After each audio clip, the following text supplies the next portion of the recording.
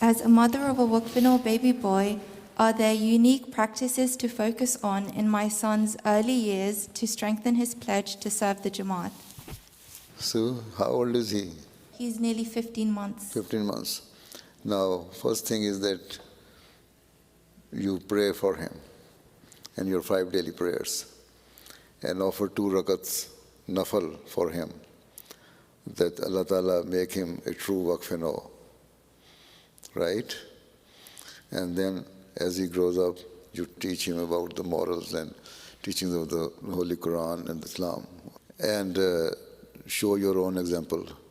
You, both husband and wife, should set their own example before their children, so that they would know that our parents are always offering 5 daily prayers. They read the Holy Quran. They try to understand the meaning of the Holy Quran. They are the thorough example of the teaching of the Holy Quran in Islam.